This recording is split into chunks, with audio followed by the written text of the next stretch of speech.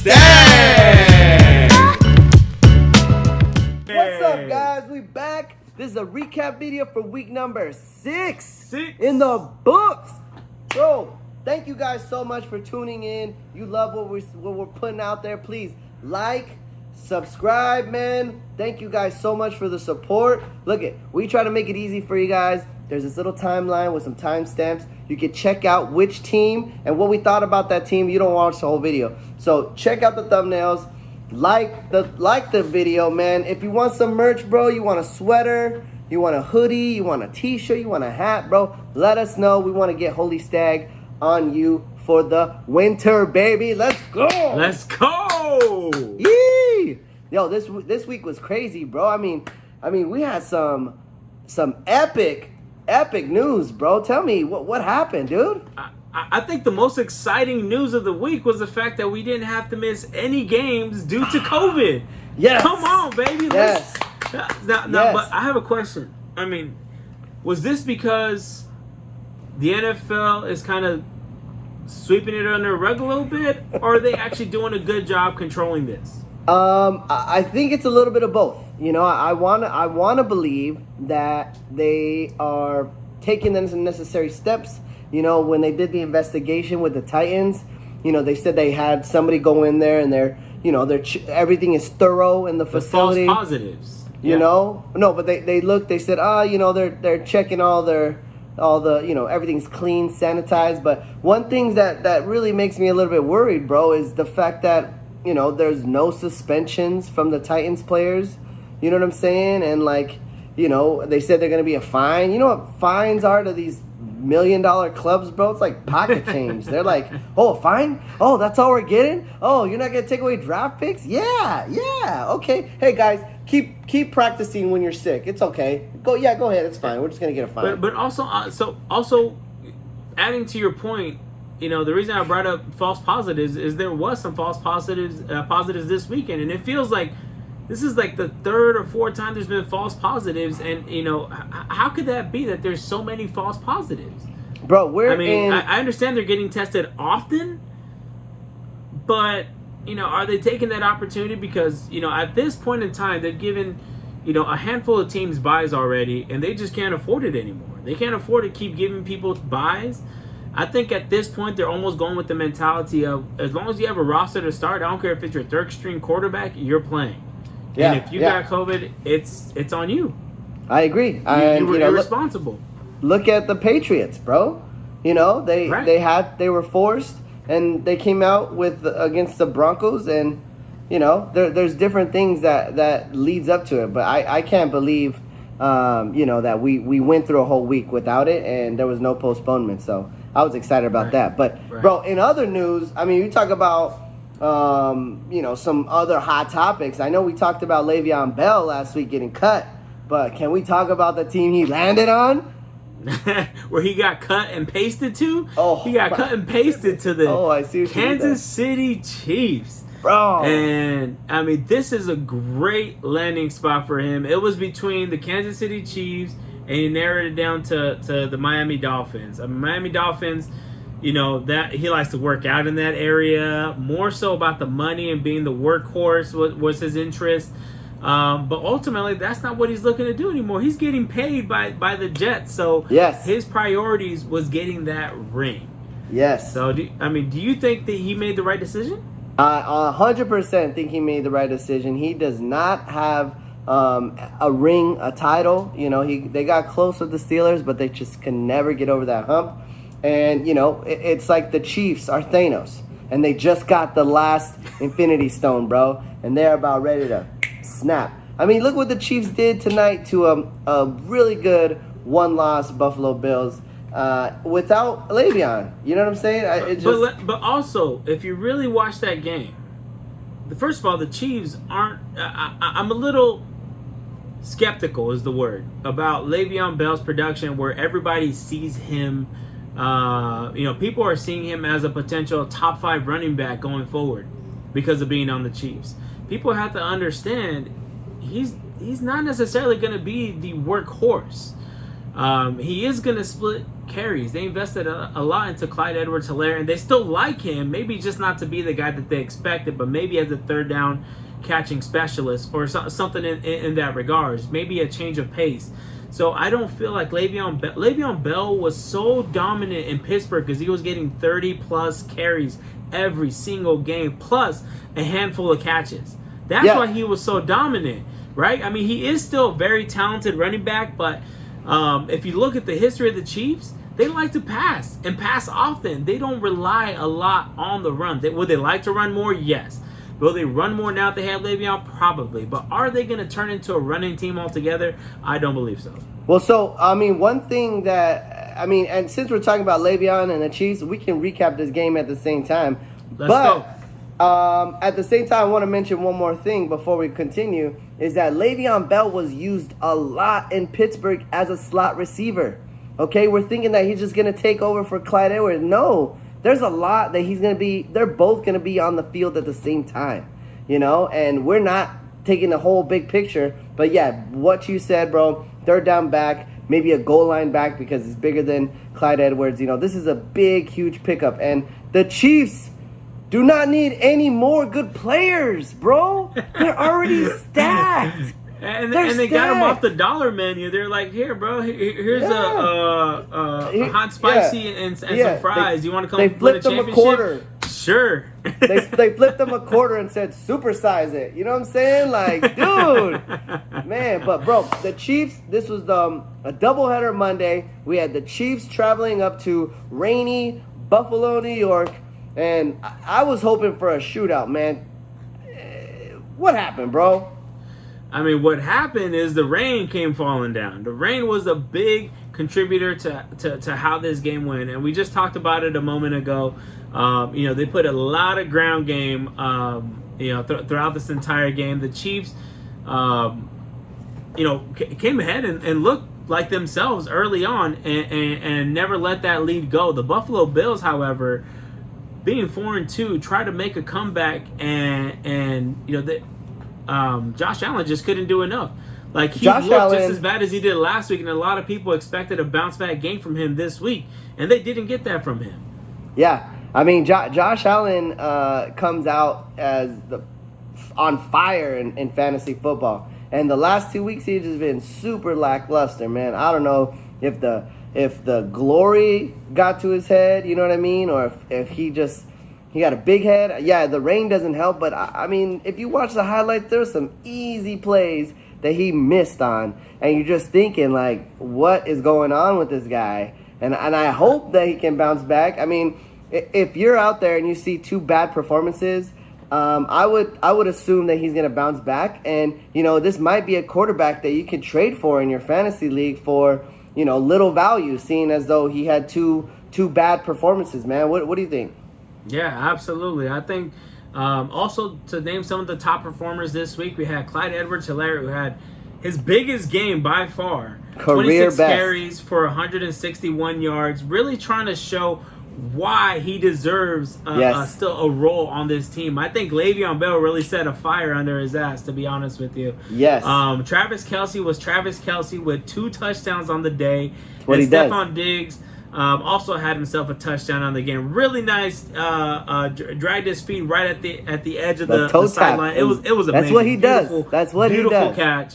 But in regards to fantasy advice, I think that's one of the best options right now is aiming for Josh Allen because, right now he still is going to have that floor because he has that running capability, and it's only going to get better for him. He had an off week last week. We expect him to bounce back, but then the rain hit, and I think he has better days coming in the future. So this would not be a bad option to go and pick up. I agree, definitely. All right, who we got next? Or excuse me, before we go next. The final score was Chiefs over Bills, 26-17. The Chiefs go 5-1, and they get Le'Veon Bell next week. Let's see who can stop them. Ridiculous, bro. Next up is the final game of the Monday Night Football, which we thought was gonna be great with no defensive play. We got the Arizona Cardinals traveling to Texas and going up against the Dak-less Dallas Cowboys, bro. And this is a fun fact that I found out today. There are 3 quarterbacks who have won the most games in that stadium. Okay, you ready for it? I mean, I'm listening. Tony Romo, Dak Prescott, Kyler Murray. And Kyler Murray. Okay? Kyler Murray. The reason being, this kid went to high school in Texas. Okay? He also went to college. He started at Texas A&M, and they transferred to Oklahoma. Oklahoma plays a lot of games in Texas. Okay? They play bowl games in Texas. They play he also neutral won games. 3 high school state championships right there in that stadium. There you go. So, yeah, and he felt very comfortable. this is his first time at that stadium as an Arizona Cardinal, bro. And look what my boy did tonight. Kyler Murray showing us why he's the Rookie of the Year defending from last year, bro. And on the other side of the ball, we had the Dallas Cowboys. And I say that because not a lot of people were cheering for them in the stands. They had almost 10,000 fans in the crowd, and they were losing their minds.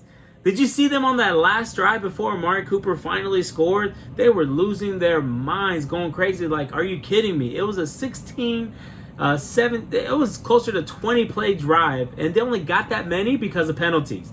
It was penalty, first down. Penalty, first down. But let's talk about some positives here, okay? Yes.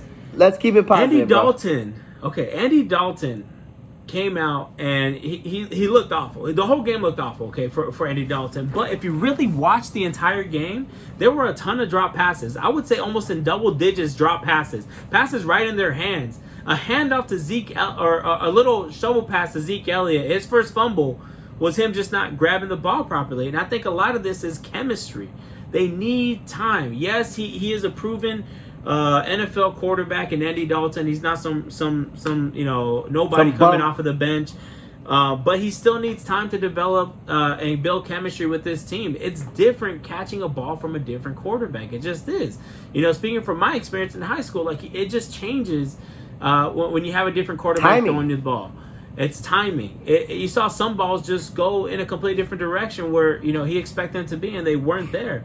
And also this O-line, he was getting swallowed up tonight. I mean, granted, you got to give it up to the Arizona defense, though. And Buda Baker, who was all over the field, over Andy Dalton. Their strategy tonight defensively was pressure Andy Dalton and don't allow him to build that chemistry. Do not allow him to get comfortable and put as much pressure as they could. It felt like every single play they were bringing 5+ people. And Buda Baker was all over him, bro. All over him. He had a pick, a sack. He was just all over. And this was his first game back from his big injury. So, I think it's definitely funny. Looked like a different defense with him in there. I think it's funny how you said, let's talk about positives, and just talked about how bad the Cowboys were, man. So I'm going to go off of that, and I'm going to say that the positives that happened, bro, you look at Kenyon Drake goes off, finally, 20 carries. If not for that big run at the end, bro, 164 yards and 2 touchdowns, bro. If you have Kenyon Drake on your fantasy team, you are so happy right now. And one person who 50% of leagues do not have, Christian Kirk, also with a big game. Two grabs, 86 yards, 2 touchdowns, man. If he is available, go scoop him up because the Kyler Murray, Christian Kirk chemistry is coming together. All right, every good team has at least 2 good wide receivers. Of course, DeAndre Hopkins, the GOAT. Let's keep him. He's still gonna get his catches, but Christian Kirk is coming up, bro. He's looking good as a wideout, and Kyler Murray is just slinging the rock. All the confidence in the world, man. His juke moves, his hesitations, bro. His speed, his awareness is like nothing we've ever seen, man. I'm really impressed with his play. That's right. And from the Cowboys, what I was meaning by some positives is there may still be a hope of fantasy relevance for some guys. So Amari Cooper actually had himself 20 points. And with them building a little bit more chemistry, they may be okay. But definitely the Dak Prescott days are completely over. So if you're hoping for big, huge games, you're not going to get that. Anyways, to wrap this game up, Arizona Cardinals way over Dallas Cowboys, 38-10. Who we got What next? a blowout. What a blowout, man. We had the surprise Sunday night football matchup between the LA Rams, who took the bus up to San Francisco to play the 49ers, bro. And this game shocked everyone. It shocked me. But man, let's hear from the fan, bro. Tell me, you saw this coming? You didn't see this coming. It did not shock me because the 49ers got some of their major pieces back. Jimmy Garoppolo was looking better in practice this week, and they were confident that he'd be healthy enough to play. Also, the surprise for me, though, was how great the defense played. And on the offensive side of the ball, we were so happy to have Raheem Mostert back, who looked great on the few handoffs he had before unfortunately going out with another ankle injury. And it looks like he might be out for a few weeks, potentially going to IR. So. One person I'm very excited about that had an amazing game is Deebo Samuel. He looked great out there, bro. Did you see that play? He was like laying on the guy, and then he wasn't down, and then he got up and ran some more. Right from the get-go, man. He was the first person to catch a touchdown pass. One of Jimmy G's 3 touchdown passes. But who looked even better I was happy to have George Kittle back in the game. I mean, he was in last week, but he really wasn't there. This week he puts up... he has 7 receptions on 10 targets, over 100 yards and a touchdown. Now, this is what you expect from him. And don't forget, bro, don't sleep on Ayuk. He is every game he's doing something that's shocking you or surprising you. And this guy's a stud, man. He's a stud and he's a sleeper. Yes. But anyways, anything else you got to say about this game? Anything you got to say about the Rams defense who could not stop this Niners offense? Yeah, I mean, where was Aaron Donald in the middle? You know what I mean? And you look at the offense. Darrell Henderson, comes off as the lead back. Where was Cam Akers? Did he get hurt? You got zero carries. You're looking at Tyler Higbee as your leading receiver, and it was very disappointing. I didn't see this coming from the Rams. They were on a roll, with a few wins, but yeah, they just got punched in the mouth, and the 49ers had their way with them. That's right. And we're only getting more people back, so hopefully Sherman will be back soon. Verrett filled in very well for him, though, after being on IR 3 out of the last 4 seasons. Comes back and he's been looking fantastic. So imagine both of those guys in the lineup. Niners, I think, are looking finally back, a big bounce back after losing to the Dolphins the way they did last week. Anyways, final score was 24-16, Niners over Rams. Who we got next? All right, bro. Next up, we got the Green Bay Packers with MVP leading Aaron Rodgers going down to Tampa Bay against the GOAT Tom Brady himself, bro. And wow, was this game lackluster. Dude, Aaron Rodgers starts the game, right? He drives down. He's got all this swag, bro. He runs it in. He thinks he scores a touchdown, right? He gets up. He does this little Key and Peele dance move with the hip pumps, and he's like, and they review it as he hit his knee touch before the ball. They give it to Aaron Jones the next play. He scores a touchdown.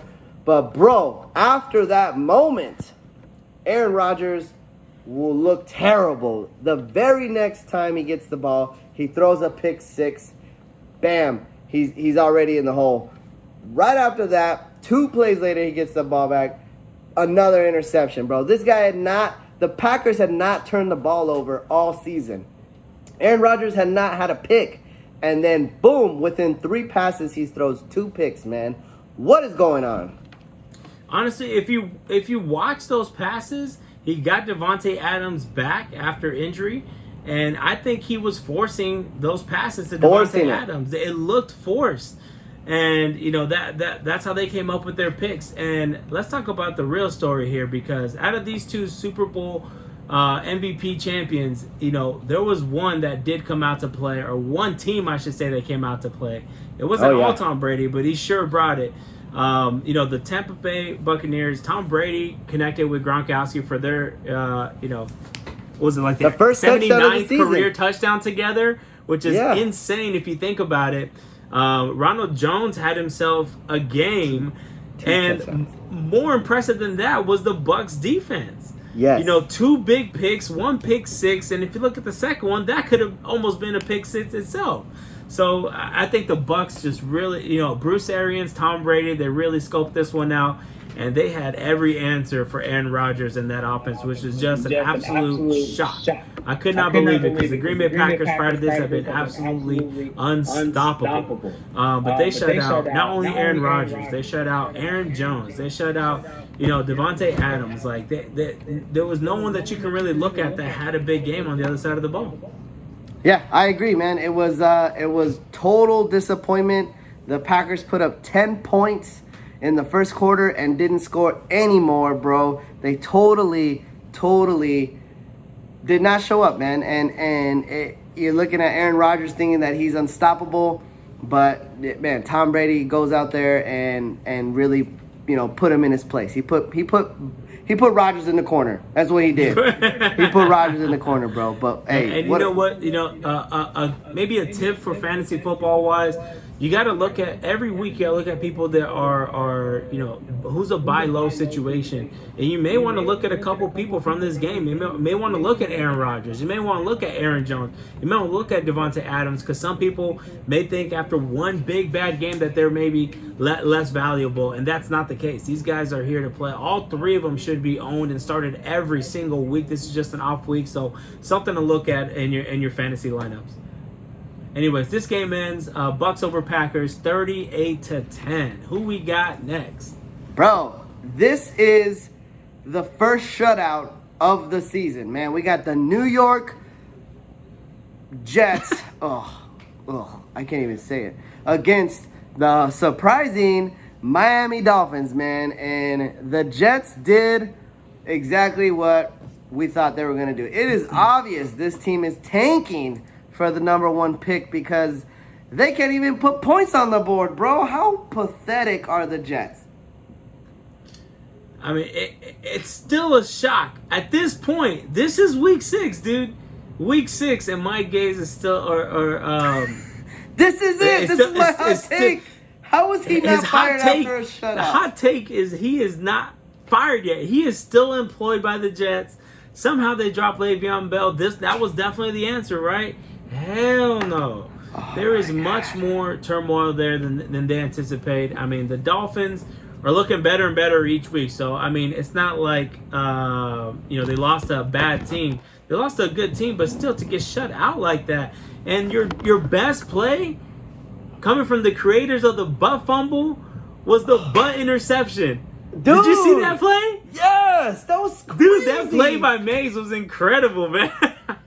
Oh my god! The Jets cornerback catches it like on his back, on his hip, rolls to his butt, holds it against his butt until his teammate comes, moves it a little bit, and then pulls it off on the other side.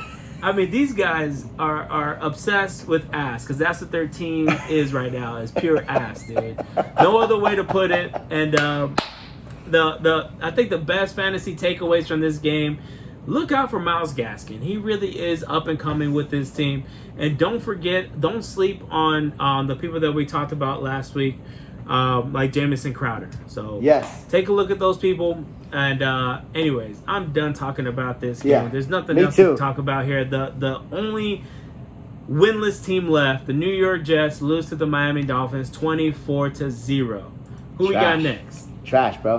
We got this game went how we thought it was going to go, man. We got the Detroit Lions traveling down to Jacksonville, Florida to take on the Jaguars, man. And let me tell you, finally this rookie that they drafted so high came to play. And I'm proud, man. I'm a fan of DeAndre Swift, and I'm happy with the work he did today. Would you agree with me? Hell yeah, dude. 14 carries for 116 yards. He averaged 8.3 yards on the ground. And he had two touchdowns. This guy, I mean, he looked like the real deal. I'm not going to lie. The beginning of the season, I was pretty low on this guy just because the Lions are known for freaking taking a good talent and making them trash at running back. But DeAndre Swift is apparently, he's got a repellent for that. He's immune to that because every week he seems to be getting better and better and better, dude. Yeah. I mean, Gardner Minshew, he's the guy until the next guy. You know what I mean? I feel like he's like he's like newspaper on something you spilled. You know what I mean? Just holding it over until you can really get in there and mop it up. But yeah, the Jaguars are right next to the Jets in the running for the number 1 draft pick. I mean, what's crazy, dude, is that the Jags have this unknown, no-name talent and potential, right? You got like Keelan Cole, 6 receptions, 143 yards. You know what I mean? Like DJ Chark normally has a good game, man. James Robinson normally has a good game, you know? And you've never heard of these people until they go play for the Jacksonville Jaguars, and then they blow up for 1 week, and then you go pick them up on the waiver, and then they never do it again. You know what I mean? And it's just, the Jags cannot get out of their own way. And they're forever going to be, I mean, they did go to the AFC Championship 2 years ago, but it just, I don't know, man. That defense that was absolutely dominating. That was all defense. But I agree. Some of the takeaways, fantasy football-wise, you already mentioned one was Keelan Cole. He's owned in less than 50% of fantasy football leagues. And if you look at his numbers throughout the year, he's had multiple double-digit games, easy plug-in at flex, and he's definitely available in your league. And then you have some people that you can either buy low or sell high, right? So you have people like James Robinson, who people that still believe in him, you might be able to sell high on him. Kenny Golladay might be somebody you can buy low. He's been hitting in the mid-teens in fantasy football. That's maybe somebody you can go out and try to get, before they get, Kenny Golladay is a beast at the end of the day. So it's just a matter of time before him and Matthew Stafford can connect. But anyways, this game ends Detroit Lions over the Jacksonville Jaguars. And random fact, Detroit Lions get their first touchdown catch against the Jaguars in the past like six years or something stupid like that. Anyway, dumb fact, 34-16 final score. Who we got next? All right, bro. Next up, we got the Chicago Bears, all right, putting on their big boy pants, going down to Carolina against Teddy Bridgewater, bro, and really showing what that defense can do, man. This game was really a defensive battle. It had a lot of field goals in it. We looked for we wanted to know, this was kind of like a test because the Bears are 5-1 and we don't know why they're 5-1. Okay. And they are winning these games against, teams they should win. But, the Panthers were a really good test. Teddy Bridgewater is a good quarterback, but he did not show up, man. What happened? He was under a lot of pressure and a lot of duress. If you watch that game, I mean, this Bears defense looked elite. And this is against a good we've seen Carolina Panthers have a good offense. They're on a 3-game winning streak, and that defense just showed up, man. I mean, it put everybody in their place. I mean, no one had a big standout game. He did have a couple highlight catches between DJ Moore and Robbie Anderson, catching that diving catch. Yes. Robbie Anderson, dude, I don't know what it is about Robbie Anderson, but whenever I see him, dude, he looks like a high school basketball player, like his body type. He looks like one of Groot's like arms, or maybe Groot when he was like a teenager. He looks like an Earthworm Jim without the spacesuit, right? Dude, this guy looks like fucking... Keep roasting him, bro. Fucking Gumby. What's his name? Gumby? The fucking green dude? Oh, my God. Okay, I'm done, bro. I'm done. But if you look at him... What did Robbie Anderson do to you? He looks like Oscar Proud, dude. Maybe that's why defenses can't see him, because when he's running across the field, he turns into 2D. I don't know, dude. But this guy... Like, every time I see him actually on the TV screen, I'm amazed by how tiny his frame is. It's incredible. His pads must be like extra, extra small. Anyways, love the guy. Bro, I feel like he hurt you or something, man. Like maybe he represents something you're not about. What's crazy? This guy on my fantasy football team. I absolutely love him. It was just, I couldn't help myself, man. It was just... What's crazy is that when he takes his helmet off, bro, he has a crazy hairstyle. He makes me feel like the guy from How to Don't Be a Menace. You know what I'm saying? The Wayans brother. 'Cause he's like, he's got the same haircut, man. I feel like that guy rolled out of, he just got out of jail and got picked up on an NFL team or something, man. I don't know, but hey, Robbie Anderson, he got off of the Jets, bro. And you look at the people that come off of the Jets and how much success they're having. You know what I mean? It's incredible, bro. And I'm happy for Robbie Anderson. He got a good quarterback. But, Teddy Bridgewater was off. But still, like you said, man, Robbie Anderson had a good game. DJ Moore had a good game. And Nick Foles did just enough to win this game. Now, listen, I'm going to give some fantasy advice that is, it can be taken whichever way you want. But I think even some people may say this is a reach. But I think there is potential to find Christian McCaffrey in your league. And let me tell you why. Whoever picked up Christian McCaffrey more than likely did not handcuff him. They expected him to play 99.99% of snaps like he has forever. And right now, whoever had him, if they didn't have Mike Davis, they are hurting right now. They are absolutely hurting. So you might be able to get away with giving them another RB1 or high RB2, maybe a Le'Veon Bell and a Robbie Anderson for Christian McCaffrey or something along those lines. These people, they need their wins. We're almost at the halfway mark for most fantasy football leagues out there, and this is not a bad option to look at. You can also sell the fact that maybe when he comes back, he's going to split carries with Mike Davis. It's not going to be 99.99. Look at the first two games where Mike Davis had nine receptions while he was still playing. Facts like that is the things you have to think about and look for Christian McCaffrey for a big trade on your fantasy football team. Yeah, anyways, I agree, man. So I see in our fantasy league you have Christian McCaffrey. Are you willing to trade him? Hell no, because I was smart enough to pick up Mike Davis. So that does not apply to me, baby. Look for another fantasy league, though. Anyways, this game, man, Chicago Bears move on to 5-1. 5-1 with Nick Foles and that stingy defense over the Carolina Panthers, who move on to 3-3. Final score 23-16. Who we got next? Perfect, man. We got a divisional matchup in the AFC North. We got the Cleveland Browns traveling up to Pittsburgh to play the undefeated Pittsburgh Steelers, bro. This game had disaster written all over it. And let me tell you why, bro. You had Baker Mayfield not practice all week with a rib injury. Odell Beckham not practice all week because he was sick. Jarvis Landry with a hip injury. And what do? Oh, man, we ain't got to practice all week, man. We just show up on game day and play, baby. And look what happened. This Steelers D put them in their place, bro. And Baker goes out there and lays an egg, man. Would you agree, yes or no? Dude, absolutely, first of all. Second of all, fun fact. There's a reason I'm wearing this shirt right here. Do you know why? Here we go with your fun facts, bro. Please tell me why.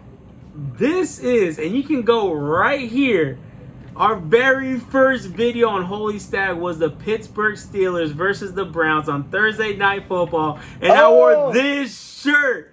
This shirt. So go click and look at our very first video, our most viewed video. And if you remember what happened in that game that was so controversial was attempted murder by Myles Garrett on Rudolph. Kyle Rudolph, the backup quarterback for the Steelers. Excuse me, Mason Rudolph, whatever Rudolph you want to believe in, whether he have a red nose or not, he almost got killed and murdered by Myles Garrett. These guys, they actually, I don't know if this was intentional or not, but they didn't play on the same field at the same time. There was a point in time where, they could have been on the same field, and Myles Garrett just stayed on the sideline. So it was pretty interesting. They didn't shake hands, and it's understandable why. Because of COVID. Nobody wants to shake hands, okay? Yeah, that's right. But besides that, the Pittsburgh Steelers. Go ahead. Can we talk about this rookie sensation and Chase Claypool, bro? He goes out there again and performs, man. Yeah, he had 4 catches, 74 yards, and a rushing touchdown. This guy is on the fast track to being their number 1 stud. Antonio Brown, who? Put Juju in the back seat, bro. Claypool is out there. That defense is nasty. Big Ben is looking like Big Ben again, bro. Watch out for the Steelers in this AFC North tight race between them and the Ravens, bro. This should go down to the end. for that final that division matchup, bro. Hell yeah! And Chase Claypool, man, I didn't realize how tall he was. He's big, He's a dude. tall, speedy receiver that's got hands. Like, he's got, everything that you would want in a wide receiver. He's like, if you created a Madden character, that's pretty much what you get out of Chase Claypool. You make him as tall as possible, and you make him as fast as possible. With and you good put his hands. catching at 99. Yes. Other than that, the other fantasy call-outs, James Conner with over 100 yards and a touchdown, averaged 5.1 yards per carry. And on the other side of the ball, I mean, the Browns look like Browns. They all look like poop out there. Kareem Hunt, even with Nick Chubb out, had a terrible game. Baker Mayfield, OBJ, you've already listed the names. They did awful. Pittsburgh Steelers come up huge and have themselves a pick six to start off the game. Steelers take it over the Browns and go undefeated, 5-0, 38-7 over the Browns. Who we got What a game. next? Next up, we got surprisingly close game. We got the Baltimore Ravens traveling over there to Philadelphia to play, tied for first place in the NFC East, the Philadelphia Eagles, bro. Man, this game should have been over after the third quarter, but Carson Wentz decides to put this whole team on his back like Santa Claus, bro, and wheel his way back into this game. He loses Zach Ertz. He loses Miles Sanders, and he starts making a show of this kid Travis Fulgham, bro. What can you say about this guy? Did you see that nice well, it was a nice catch. It was a terrible decision to throw it, but he threw it into triple coverage, and Travis Fulgham comes down with it. I mean, it's plays like this that are making me think Travis Fulgham is the real deal going forward. We knew he was a big waiver wire pickup last week, but I feel like he can be set in your lineup and you can forget about it. I mean, this guy is really showing that he's out there to play. Even when the rookie Rigger comes back, he is still going to be out there putting up points for being a talented receiver for Wentz. Sorry, I can't spit it out. But aside from that, on the other side of the ball, Justin Tucker, the kicker for the Ravens, came to play. Their defense came to play. And Lamar Jackson did have a nice run right up the middle. Ultimately the defense were the ones that were able to hold the Eagles from scoring that 2-point conversion to tie the game. But it was a much closer game than we anticipated. I gotta ask. You come all the way back. That 2-point conversion, bro. I mean, it looked like dirt coming from Doug Peterson and the Philly Special. Like, they should have ran the Philly Special, and they would have had more success than what happened on that. I don't understand, dude. I'm so disappointed, man. I think the play just it must have broke down or something, because it looked awful. It looked like it wasn't what they anticipated. And, that was the Eagles pretty much all game. Think about how they stayed in this game. Miles Sanders had that nice big run, and what happens? He fumbles right before the end zone. Whiteside picks it up in the end zone. They call it a touchdown. I mean, in my opinion, the Baltimore Ravens definitely out-coached, out-talented this team, and the Eagles just got lucky. I mean, there's no other way to put it, in my opinion. And ultimately, the Ravens take it over the Eagles, 30-28. Baltimore Ravens move on to 5-1. Philadelphia 1-4-1. And now they're without Ertz, without Miles Sanders, and they're just in trouble, man. They are injury riddled to nothing. Who's next? Next up, we got the NFC East matchup against the Washington football team and the New York football Giants, bro.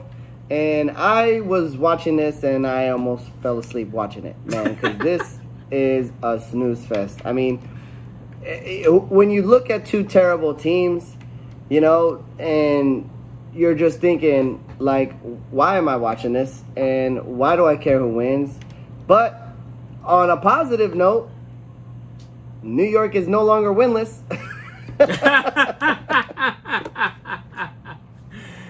And Danny Dimes was the leading rusher. Did you see that play? That play was beautiful. And Danny Dimes got Danny Wheels, man. He took off, man. I was surprised to see him run that fast, honestly. He's fast, dude. Underrated. That's right. But ultimately, I mean, this was just kind of a shit show. It was like kickers just going back and forth. Such a boring game. Not a lot of excitement going on fantasy football wise. I mean, I really can't even name one player that stood out that was fantasy relevant from this game. Yeah, I don't see it either. But I mean, with this type of game, you know, let's put you as the coach, right? I'm gonna make you Riverboat Ron, okay? You get a great touchdown at the end, okay? Bring it to within 1 point, and it's time to tie the game or go for two, man. What are you doing? This was so dumb, man. And let's talk about that moment for a second, because Crowder, the linebacker for Washington, you know, he was the last pick of the NFL draft this year. Mr. Irrelevant. Mr. Irrelevant. Fumble, and if you watch him, it's like he's running in slow motion. Like, the guy is coming right behind him, and luckily he still makes it in. But for Ron Rivera to go for it, I mean, this is his second bad coaching decision back-to-back. Last week, his bad coaching decision was leaving Alex Smith in the game. Yes. I mean, it was honorable and all, but you have games to win. Are you trying to lose it? Are you trying to get, you know, the first round pick of next year, or you know, what are you doing? I mean, you really just gave this and handed this win over to the Giants. You should have kicked the field goal, and you should have played it out. You're right, man. Anyways, this game ends Giants over Washington football team 20-19. Who we got next? All right, bro. Next up, we got the Denver Broncos traveling to New England to play welcome back Cam Newton and the New England Patriots, bro. And this was a shocker. They were quiet, bro. They were quiet. The star of this game, if you watch the game, Cam Newton was trying his best to try and run the ball. He ran for like 70 yards on this game, and he also had a rushing touchdown. But through the air, he didn't get it done. He threw 2 picks through the air, and the kicker, Mick Manus, kicks 1, 2, 3, 4, 5, 6 field goals to cap the win for the Broncos. Literally, no one else scored except for the kicker on the Broncos.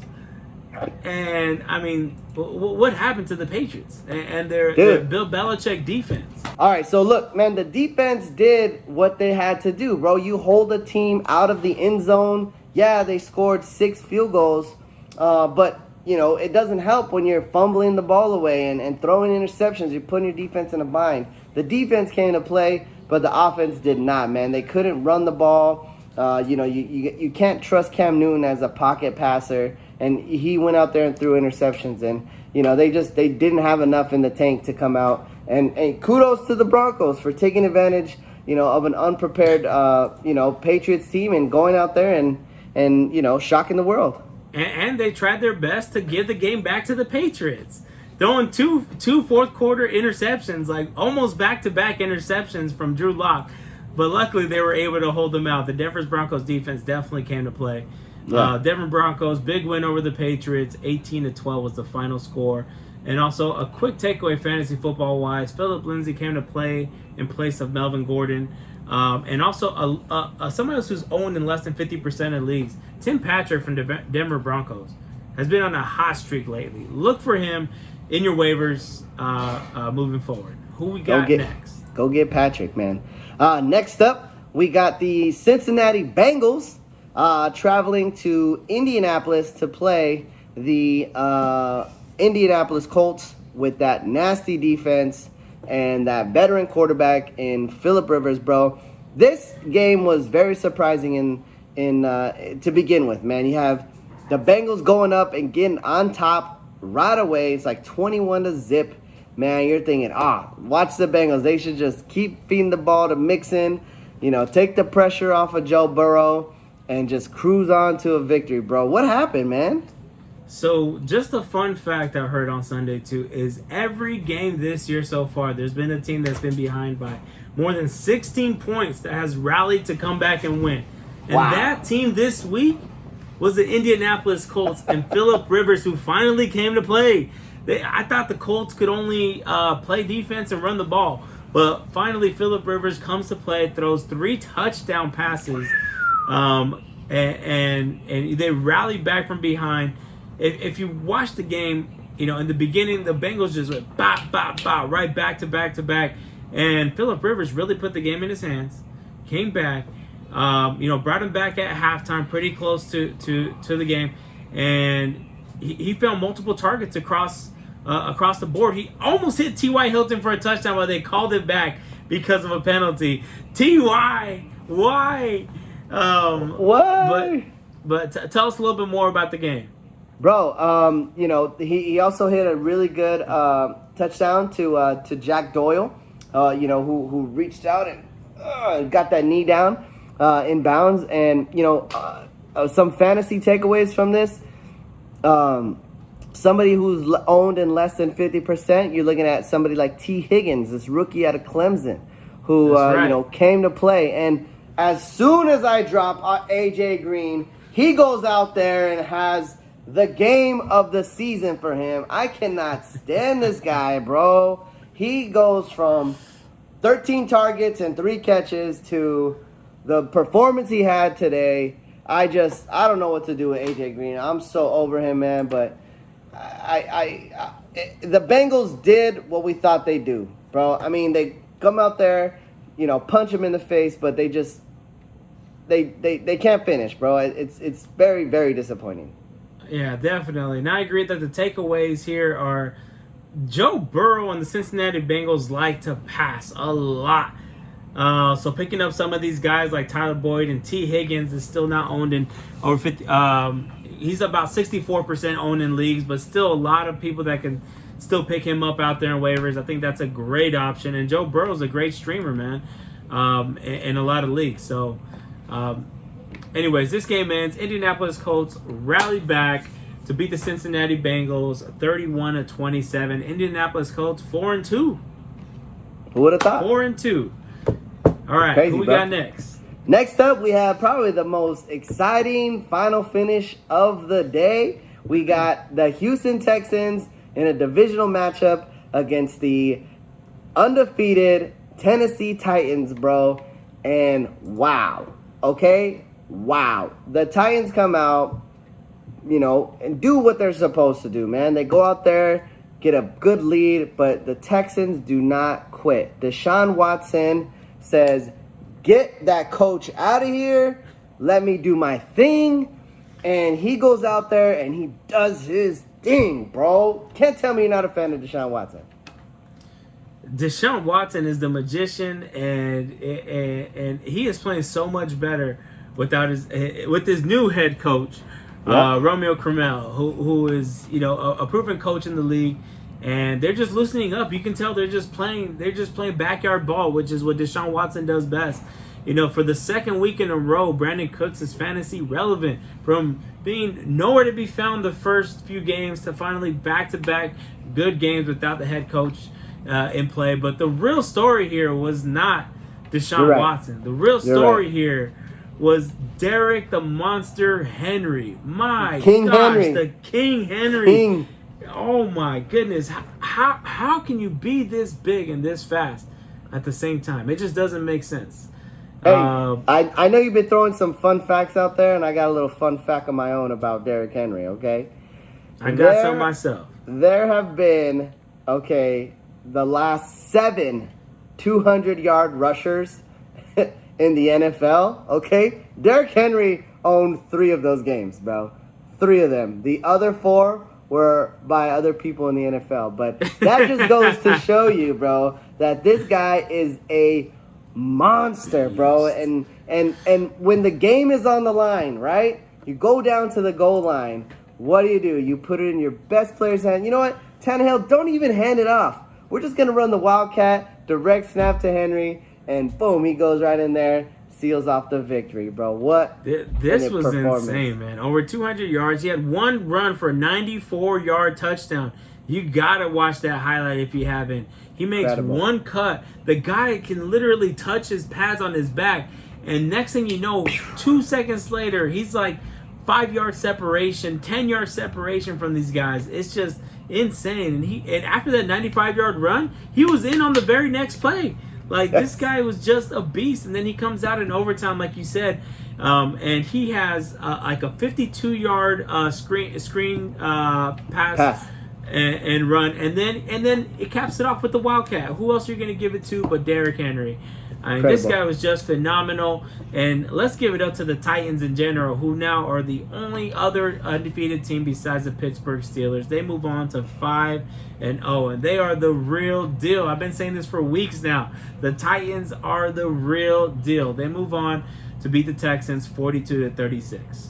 What a great game, bro. What a great game. Last up, we got very disappointing. This was the other team who got their first win. We got the Atlanta Falcons traveling up to Minnesota to play the Minnesota Vikings. And, I mean, bro, should every team just fire their coach? I mean, because after you fire your coach, you go out there and you play with some other type of energy. I don't get it, bro. Explain this, please. I mean, you mentioned it last week and you called it. Teams, after they fire their coach, come out the next game and they win. And the Atlanta Falcons finally won their first win of the year, and against a good football team in the Vikings. They're not good. Well, they are injury. They're riddled in injuries on defense. Their defense is just atrocious. In general right now. So the Atlanta Falcons definitely took advantage of that, but this is by all means not a bad football team. They competed against the Seattle Seahawks. They competed against other great football teams this year, but the Atlanta Falcons just came out to play. And the person that came and carried them was Julio Jones. Man, it was good to see him back, putting over 30 fantasy points, 2 touchdowns on the day. That little highlight, Matt Ryan almost passing the line of scrimmage, and he ducks back, tosses it over. That was just backyard football, man. You couldn't make that play if you have your head coach over your shoulder yelling at you for everything you do. You're right. It's incredible. But, hey, another good takeaway, man, is this rookie, Justin Jefferson, out of LSU, bro. He is, man, doing the gritty, bro. And 9 receptions, 166 yards, and 2 touchdowns. He is making his case for Offensive Rookie of the Year. And, bro, in my opinion right now, it's in his hands. I mean, there's not a lot of positives to come from the Minnesota side.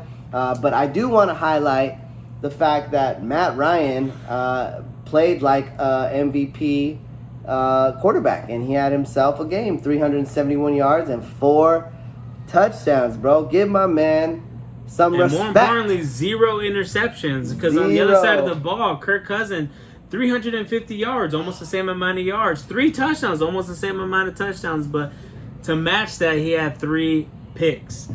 That was the difference, bro. That was the difference. That was definitely the difference. But also the ground game never got going with the Minnesota Vikings. I mean, I really thought Madison was going to come in here, and he was a quick plug and play for Dalvin Cook. And, I mean, obviously that wasn't the case. I mean, even watching him run, I mean, you just see those plays that Dalvin Cook makes out of nothing, and Madison definitely does miss that quality.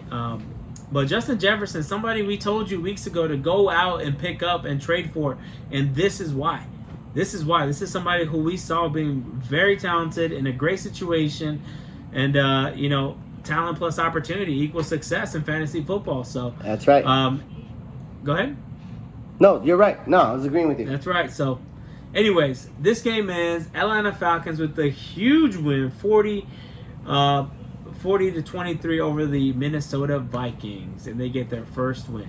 That's right, man. Man, what a great week in football it was, man. So much happened. So many surprises. There's only one winless team. There's 2 undefeated teams, man. We just love that you guys are watching this. You watch it to the end. You know what I'm saying? We still want you to keep telling your friends, blast it on social media. Tell everybody how much you love us.